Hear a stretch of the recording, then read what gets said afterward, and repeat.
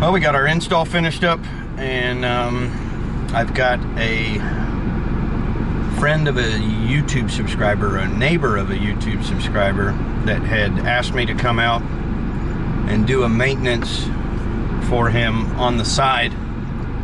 But with the way work has been, I couldn't guarantee a weekend time frame. So I had him call Cape Fear and get it scheduled, and he's actually getting one heck of a deal. For the Wake County area, we've got a promotion currently running, which is probably not going to be current by the time this video posts, but $69 tune-up.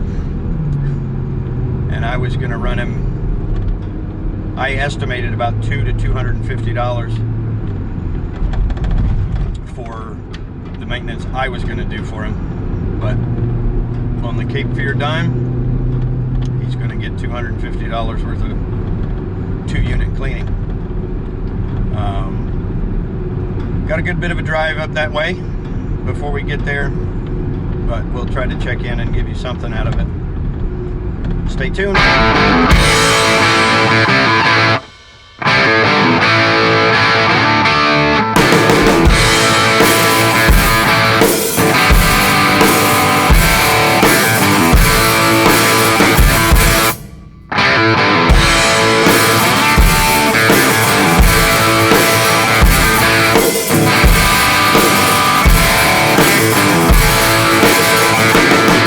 Working 16 hours every day, ain't got no more sweat to give.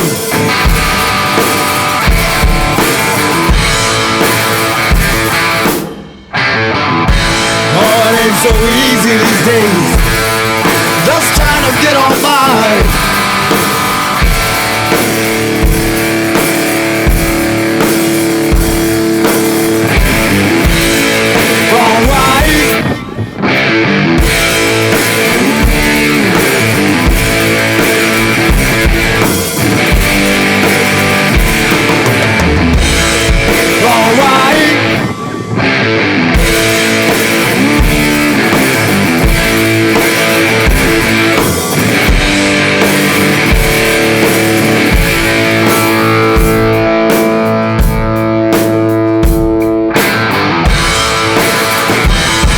Doing the best I can,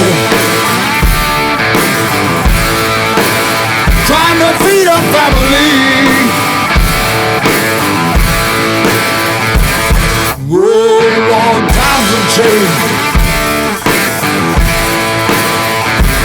Dirty water down the river.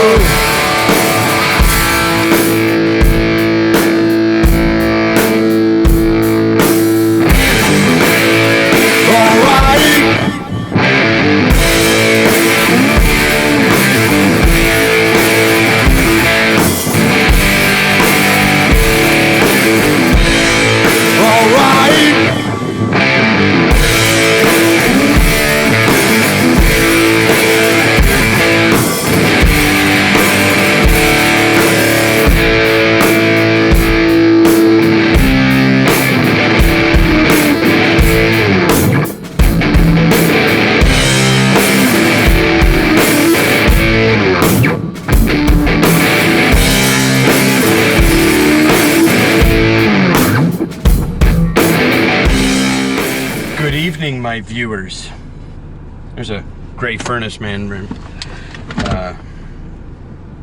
What's the word? Reference. Yeah, it's always good to have a second brain. This one was interesting because of the fact that when you roll up to a unit and the fan's not blowing up, it's blowing down, that always makes it interesting. Beyond that, I got nothing to say.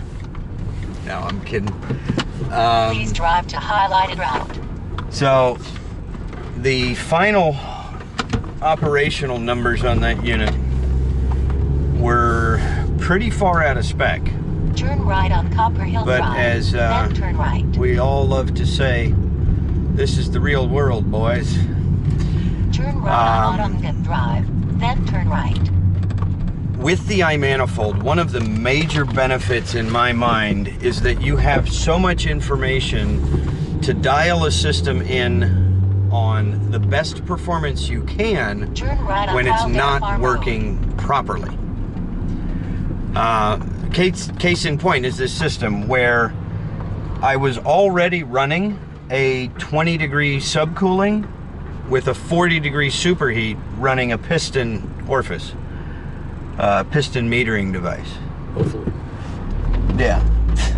Hopefully there's something there, but I wouldn't have that high of a subcooling if it wasn't the right, or wasn't a piston at all. 1.5 miles. Turn right on Penny Road. So I advised the customer that adjusting the charge would push my subcooling beyond a reasonable subcooling measurement. I was already at 20, and adding refrigerant to 2.3 lower the miles. superheat, Turn right on Penny Road. the coils were clean, you know, everything was as good as it could be.